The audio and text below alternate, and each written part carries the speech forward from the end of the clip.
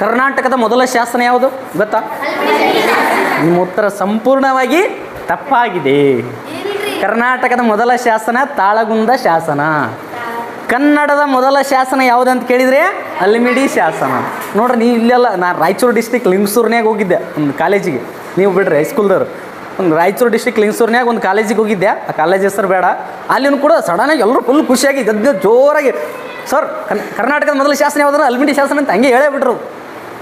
ನಿಮ್ಮ ಉತ್ತರ ಅಲ್ಲಿನೂ ಸಂಪೂರ್ಣವಾಗಿ ತಪ್ಪಾಗಿದೆ ಅಂತ ಹೇಳೋದು. ಕರ್ನಾಟಕದ ಮೊದಲ ಶಾಸನ ತಾಳಗುಂದ ಶಾಸನ. ಕನ್ನಡದ ಮೊದಲ ಶಾಸನ ಅಂದ್ರೆ ಅಲ್ಮಿಡಿ ಶಾಸನ.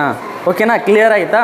ಈ ಕನ್ನಡದ ಮೊದಲ ಶಾಸನ ಅಲ್ಮಿಡಿ ಶಾಸನ ಐತಲ್ಲ, ಇದನ್ನು ಯಾರು ಹೊರಡಿಸಿದ್ರಪ್ಪ ಅಂತಂದ್ರೆ ಕಾಕುತ್ಸವರ್ಮ ಎನ್ನುವಂಥ ಕದಂಬರ ರಾಜ್ಯ ಅದನ್ನಲ್ಲ, ಆತ ಈ ಶಾಸನವನ್ನು ಹೊರಡಿಸ್ತಾನ.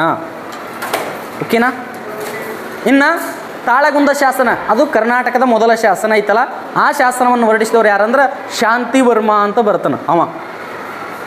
ಇದನ್ನು ತಿಳ್ಕೊಳ್ಬೇಕು. ಇದೆ ಕರ್ನಾಟಕದ 4 ಕಂದಾಯ ವಿಭಾಗಗಳು ಯಾವಮ್ಮ? Very good, ಕೂತ್ಕೊರಿ. ನೋಡ್ರಿ, ಕರ್ನಾಟಕದಲ್ಲಿ 4 ಕಂದಾಯ ವಿಭಾಗಗಳದಾವ. ಅವು ಯಾವ್ಯಾವಂದ್ರೆ ಮೈಸೂರು, ಬೆಂಗಳೂರು, ಬೆಳಗಾವಿ, ಕಲಬುರಗಿ 4 ಕಂದಾಯ ವಿಭಾಗಗಳದಾವೆ. ಅಂದರೆ ಯಾವ್ಯಾವ ಕಂದಾಯ ವಿಭಾಗದಾಗ ಎಷ್ಟು ಜಿಲ್ಲೆಗಳದಾವ ಅಂತಲೂ ಗೊತ್ತಿರ್ಬೇಕು ನಿಮ್ಗೆ. ಬೆಂಗಳೂರು ಕಂದಾಯ ವಿಭಾಗದಾಗ 9 ಜಿಲ್ಲೆಗಳದಾವ. ಇನ್ನು ಮೈಸೂರು ಕಂದಾಯ ವಿಭಾಗದಾಗ 8 ಅದಾವ. ಬೆಳಗಾವಿ ಕಂದಾಯ ವಿಭಾಗದಾಗ 7 ಅದಾವ. ನಮ್ಮ ಕಲಬುರಗಿ ಕಂದಾಯ ವಿಭಾಗದಾಗ 7 ಅದಾವ. ಮೊದಲು 6 ಇದ್ದು, ಈಗ ಹೊಸ್ದಾಗಿ ಒಂದು ಜಿಲ್ಲೆ ಆಗೈತೆ ಅಂತೇಳೀನಿ. ಯಾವ್ದು ಹೇಳ್ರಿ? Vijayanagara. Very good, Mohammed Riyan, correct. Vijayanagara ಜಿಲ್ಲೆ ಅದು ಎಷ್ಟನೇ ಜಿಲ್ಲೆ ಆಗೈತೆ ಅಂತೇಳೀನಿ? 31ನೇ ಜಿಲ್ಲೆ ಆಗೈತಿ. ಅದರಲ್ಲಿ 6 ತಾಲೂಕುಗಳದಾವಂತೂ ಹೇಳಿದ್ದೀನಿ. ಇನ್ನು ಕರ್ನಾಟಕದ ಅತ್ಯಂತ ತಗ್ಗಾದ ಪ್ರದೇಶ ಅದು ಭೀಮೇಶ್ವರ ಕಣಿವೆ ಅಂತ ಕರೀತಾರೆ. ಇನ್ನು ಎತ್ತರದ ಪ್ರದೇಶ ಅಂದ್ರೆ ಮುಳ್ಳಯ್ಯನಗಿರಿ. ಅದು ಎಷ್ಟದಂದ್ರೆ 1930 ಮೀಟರ್.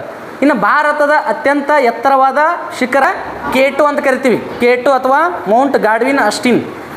ಪ್ರಪಂಚದಾಗ ಅತಿ ಎತ್ತರದ ಶಿಖರ ಯಾವುದು? ಯಾವುದು? ಮೌಂಟ್ ಎವರೆಸ್ಟ್ ಐತಲ್ಲ, ಪ್ರಪಂಚದ ಅತ್ಯಂತ ಎತ್ತರದ ಶಿಖರ.